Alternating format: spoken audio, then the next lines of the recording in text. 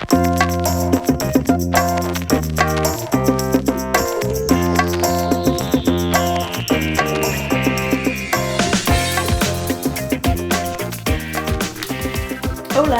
Hey, greetings and welcome guys to your October Taroscope reading. Hey, thanks for joining me. Aries, this is your reading. Morgan Greer deck, 6 cards and then a Chakra card at the end for extra energy and uplifting. I will run through the cards with us as we go through the reading. So Aries then, let's see what is in store for October. And as I say, I will run through the cards as we go through them. Aries, October.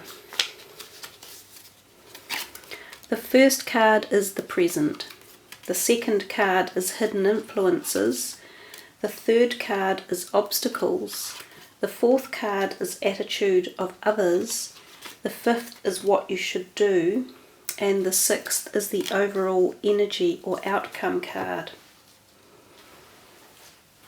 Lots of blue when I look directly across there. It kind of makes me think of things that are up in the air, if you like, or not necessarily fluid or moving, as if there's no great rush. It will happen when it does, and they're not necessarily formulated yet. They're still coming in. But let's see, you have 2 major arcana cards sort of in the middle there, the World and the Strength, and you have an ace on the far right. You have 2 cups and a rod. So let's start with the very first card, which is the present. And this is how you walk into October and the energies that are coming around you for that month. Now the 5 of Rods represents a couple of different things at different levels. Number 1 is that it can mean there is lots of people around vying for attention. Now sometimes this card can be noted in workplaces or within your career or concepts of your creative abilities around career, and it can insinuate that there are people, you know, pushing in and wanting their 2 cents worth and not necessarily listening to you, and that there can be argy-bargy tensions around. So somehow the month has a feeling as though other people are playing a key role in this. It's not just about yourself, it's about others.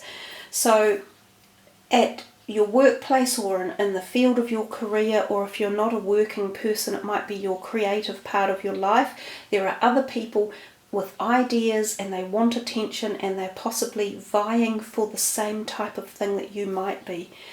Now the other thing with the card that it can represent from a different perspective is that there can be people interested in you, so not so much vying for your attention, but rather, or against your attention, you know, against you, but rather vying it to be with you or to be around you.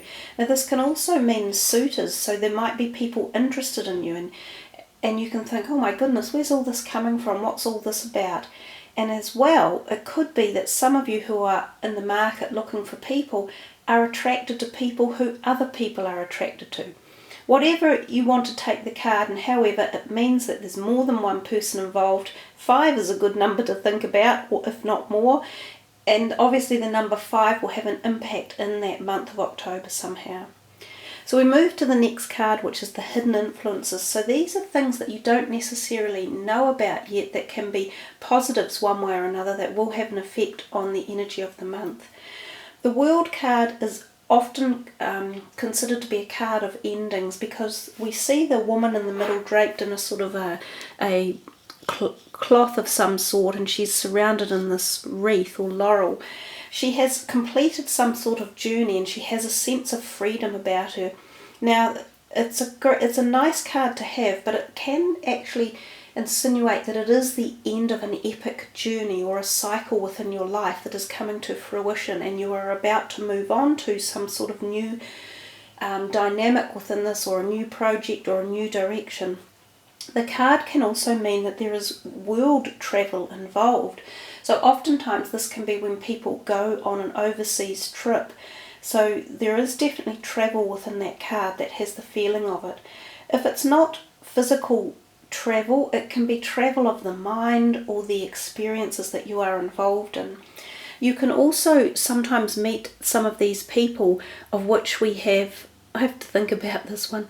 I think it's Aquarius, Scorpio, Leo and Taurus. Now they can be one way or another involved in this energy that's coming around. There is also a degree of sexual attraction or energy involved in this card because of her nakedness there, which insinuates, a degree of sexuality. The other thing I think about with this is sometimes this area of the body may need attention one way or another. So any of these perspectives of this card might arise at that point in time, and they can be currently hidden and they will come to the surface. The third card we have here, which is obstacles, is the Strength card.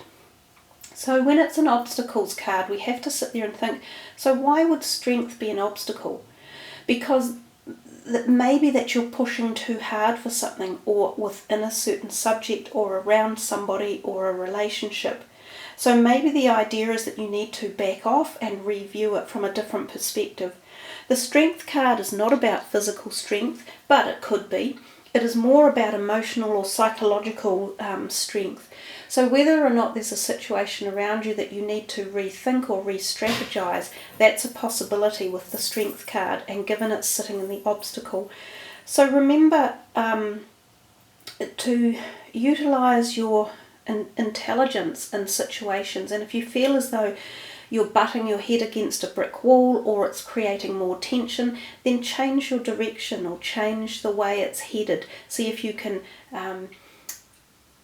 cancel it out, and instead of using strength, use something else. Don't be really stubborn about something. Let it go, let it slip away, or let someone else take a bit of control around it.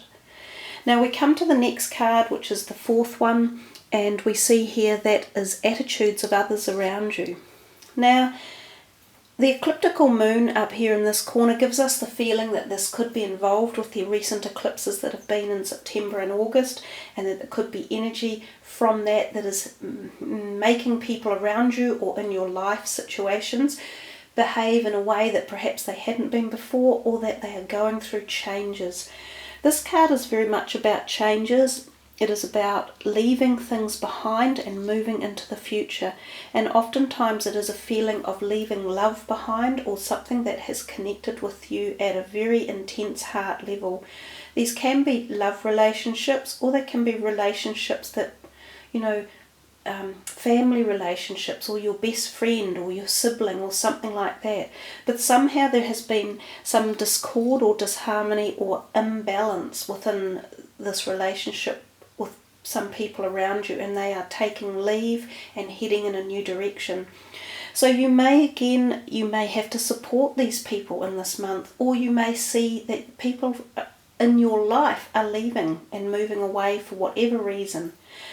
So that will again be different for each and every one of you, and depending on how the month turns out, whether or not you're offering support for people who need the nurturing, or whether or not they are the ones choosing to leave relationships or energies around yourself and moving on. They're just moving somewhere else.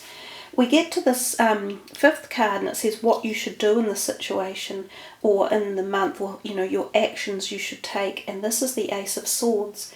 So it is an ace, and it is about new beginnings, but it's probably the least favourable of the aces, in as much that the accruement or juxtaposition of newness there has come about. The triumph of it has come about through the loss of something. It's kind of like he's sticking that sword up in the air, like he says, I'll stuff you, take this. And he does, he wins. Sometimes when you get stubborn with your strength and stubbornness and you force an issue, yes, you can win, but often at the loss of something, which could very well be someone walking away.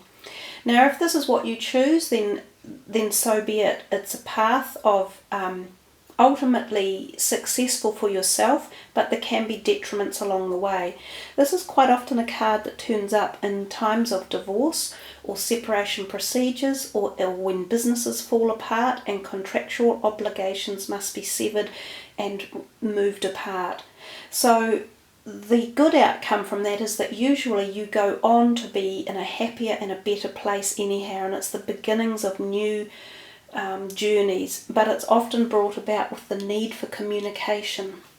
You know, a classic case I can think of right now as I'm doing this video is the Brangelina divorce that will be coming. You know, the separation of the two, and someone said, stick it, I'm not taking it any longer. So that's when these aces would turn up, that type of thing.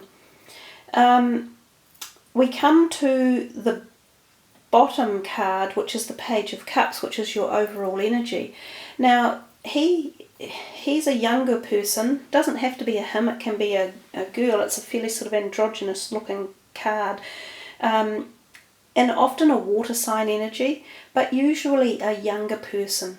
So somehow, given that this is the overall card for the month, this younger person around you, who could be a water sign or a water rising sign, seems to be taking a lot of either your time and effort, or is on your thoughts, or is directing to a certain degree how the energies of the month go. It sometimes is, the Page of Cups can be almost considered an offering of love. So we could look at it from that perspective as well. Perhaps there is either you offering to, loosen down the strength and back off and not be so stubborn, and perhaps give it a feeling of love, or you are nurturing these people who are wanting to leave. You are perhaps supporting them, so giving them love and support, or there could be new love or energy coming after this triumph and success here. So again, the card has a degree of ambivalence. It could very well be a person, a younger person whose attention is taking a lot of your energy, or it is the energy of love that you are deciding to administer a lot of the things that are going on in the month with.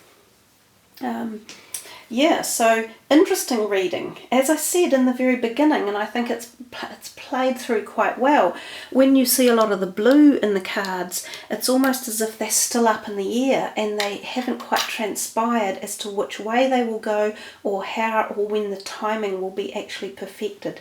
So I think that will be one to wait and see. Let's see what chakra card you are going to get for the end of your reading. So, because I think of Aries as being in the 4th month, April, and I know that a lot of you are in March, but we will pick the 4th month for the 4th card down. We will see what comes up. Another shuffle. Okay, let's see.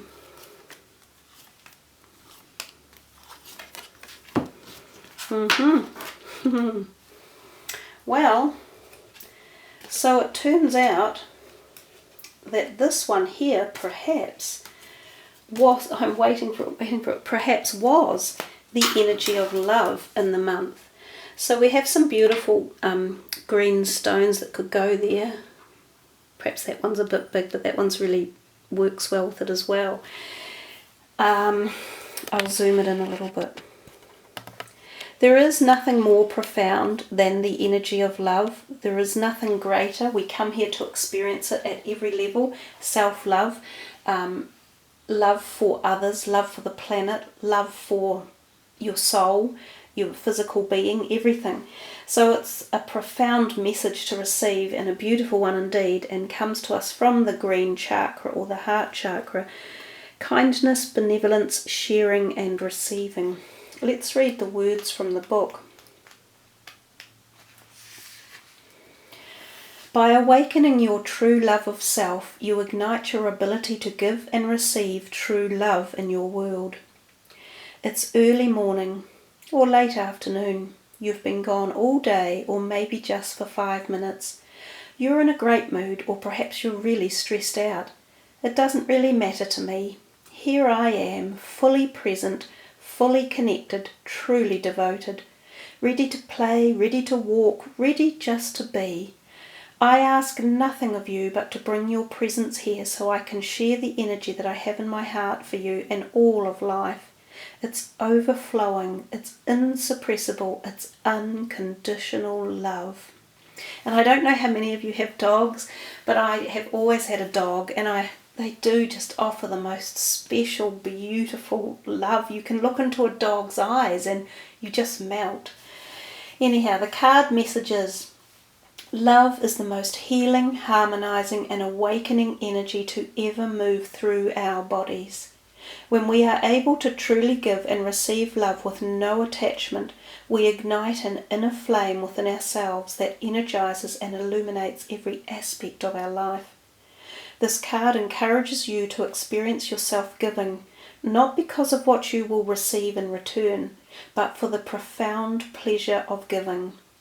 The simple act of sharing a smile or hug with someone, making or giving a gift without a special occasion, offering a thoughtful word or quiet listening ear in a time of unexpected need, these are all acts of love. What we often fail to realize is that the love we most seek to experience, the love that radiates divinity, is a love that comes from deep within ourselves. This card encourages unconditional self-love, not just loving ourselves when we have won the race or lost the weight or got the job or bought the house, but in each moment just for being who we are. Through self-love we will naturally find ourselves giving and receiving in ways that we could never have imagined. Learn to love yourself for all of your colours, strengths, flaws and emotions, in your lightness and in your shadow. Love yourself enough to care about what you eat, who you spend your time with, and how you look and feel each day. Show yourself love by allowing yourself to enjoy life and have fun. Love yourself just for being you. Don't wait another moment before allowing yourself to experience that great elixir. It is through your true love of self that you open the pathway to experience love on all levels in your life. Whenever you are on the path, know that love is a choice presenting itself in each moment. By awakening true self-love, you ignite your ability to give and receive true love in your world. Live in love. And again, I think there isn't anything more that needs to be said. What a wonderful way to finish a reading with truly the most exalted of all emotions. The thing that we all have and seek, love. So passing much love to you all, and thank you all for listening, subbing and liking. I wish you a wonderful October full of love and harmony. Wherever you are around the world, be safe, be happy, my friends. Peace. Namaste.